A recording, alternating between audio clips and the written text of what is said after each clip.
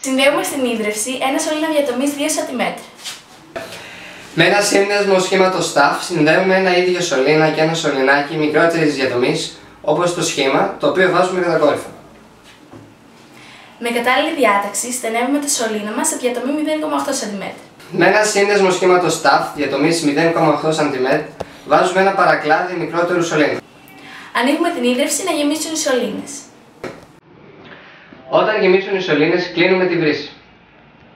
Στα ελεύθερα άκρα των λεπτών σωλήνων βάζουμε μία μικρή ποσότητα κιανού του μεθυλενίου για να βλέπουμε καλύτερα. Παρατηρούμε ότι όταν το νερό είναι ακίνητο, όλοι οι σωλήνες είναι στην ίδια στάθμη. Λόγω της αρχής των συγκοινωνούντων δοχείων.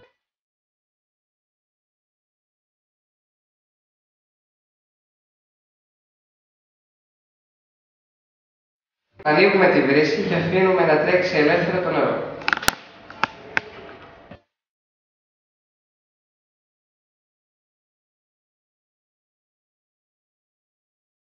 Ρευματική γραμμή έχω μόνο στο οριζόντιο σωλήνα. Στον αριστερό κατακόρυφο σωλήνα, που είναι συνδεδεμένος με το φαρδί σωλήνα, το ύψος της ελεύθερης κατακόρυφης στήλης είναι αρκετά μεγαλύτερο από αυτό του δεξιού, που είναι αρκετά χαμηλότερο. Δηλαδή, στο λεπτότερο σωλήνα έχουμε μικρότερη πίεση.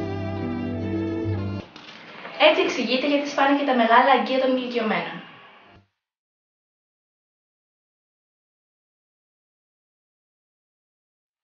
Παίρνουμε ένα σωληνάκι και το ανοίγουμε μια τρύπα με αιχμηρό αντικείμενο. Παίρνουμε ένα σπρέι συμπιεσμένο αέρος και περνάμε το λεπτό σωληνάκι από την τρύπα.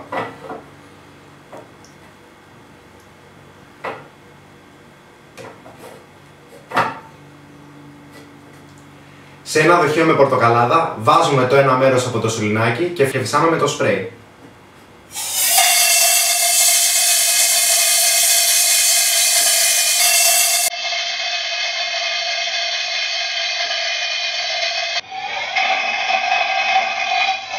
Παρατηρούμε ότι μεταφέρεται το υγρό από το ένα δοχείο στο άλλο. Ο συμπιεσμένος αέρας βγαίνει από το σπρέι και με ταχύτητα σπρώχνει τον αέρα προς το άδειο δοχείο.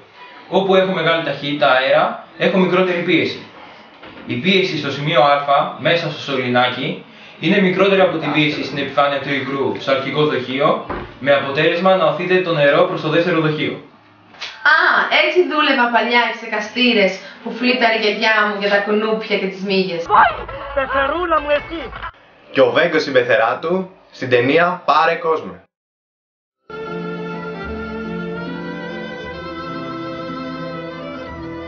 Παίρνουμε ένα σωληνάκι σχήματος Γ. Εισπνέουμε βαθιά και κατά την εκπνοή διοχετεύουμε τον αέρα με σταθερό ρυθμό μέσα από το σωληνάκι. Βάζουμε ένα μπαλάκι πάνω από το ελεύθερο άκρο του σωλήνα και προσπαθούμε να ισορροπήσει.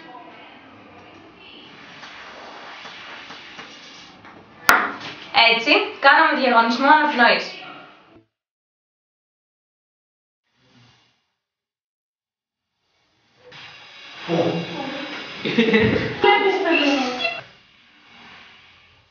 Δεν τα έπαιζα.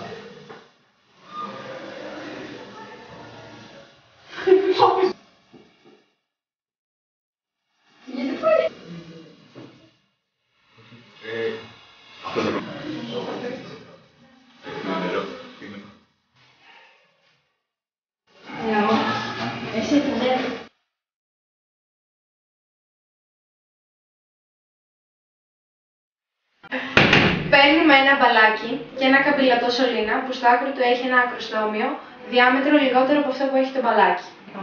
Μπορεί να έχουμε το ίδιο αποτέλεσμα αν φυσήξουμε ή αν ορφήξουμε. Ρουφάμε τον αέρα από το σωλήνα και το μπαλάκι κολλάει στο στόμιο.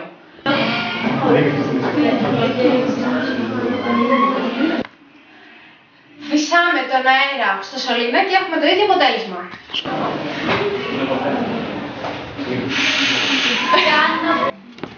Εισπνέουμε βαθιά και κατά την υπνοή φυσάμε.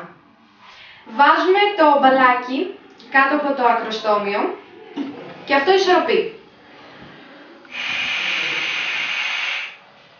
Και έτσι κάναμε διαγωνισμό αναπνοής.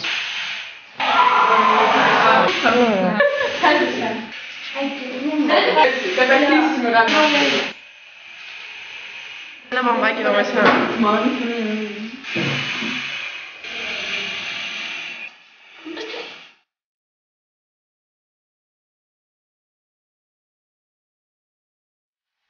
Παίρνουμε ένα φωνή, βάζουμε ένα σωλήνα.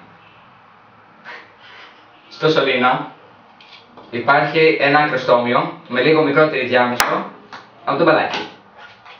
Γεμίζουμε με νερό το χωνί, ματιτό νερό. Παρατηρούμε ότι το νερό δεν πέφτει λόγω της αρχής συγκλινού των δοχείων. Ωραία. Βάζουμε χρωματισμένο νερό στο χωνί και γυρίζουμε το σωλήνα κατακόρυφα. Παρατηρούμε ότι όσο υπάρχει νερό στο σωλήνα, το μπαλάκι δεν πέφτει.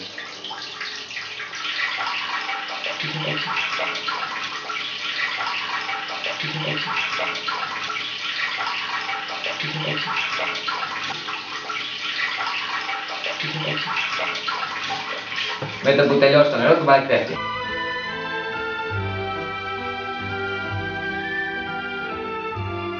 Παίρνουμε ένα συμπαγή κίνητρο και το αφήνουμε σε ένα κεκλειμένο επίπεδο ώστε να τελειώσει το αλυσίδι.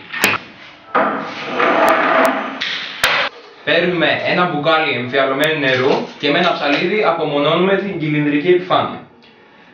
Αφήνουμε το κύλινδρο από το μπουκάλι να κινηθεί στο κεκλειμένο επίπεδο και παρατηρούμε ότι μετά την αποχώρησή του δεν εκτελεί κίνηση που εκτέλεσε ο προηγούμενος κύλινδρος.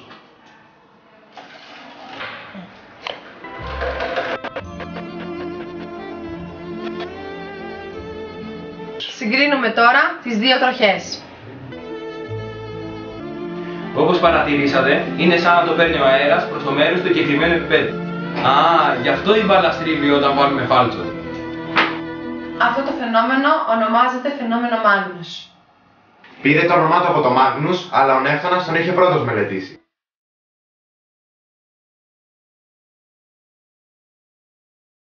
Στην προηγούμενη σειρά πειραμάτων, βάλαμε ένα χαρτί πάνω σε δύο βιβλία και φυσήξαμε ανάμεσά τους.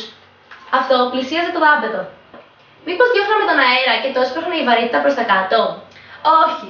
Η ταχύτητα των μορίων του αέρα δημιουργούσε μικρότερη πίεση ανάμεσα στο χαρτί και το δάπεδο. Και έτσι το χαρτί πλησίαζε.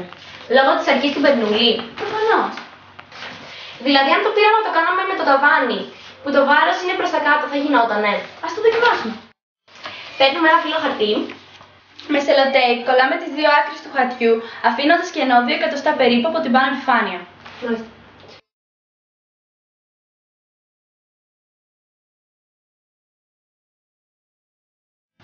Από το άλλο μέρος το κρατάω οριζόντια.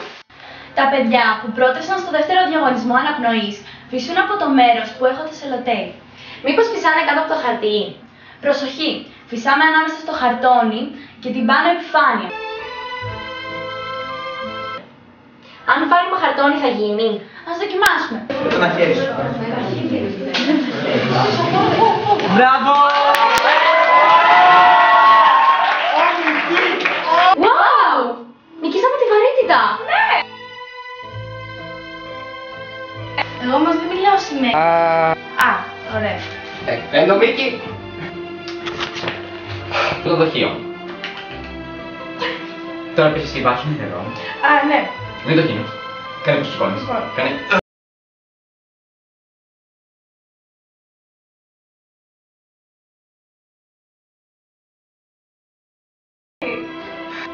Wow! Νικήσαμε τη βαρύτητα! Ναι! Ναι, καταλαβαίνω να τα βλέπουμε. The end.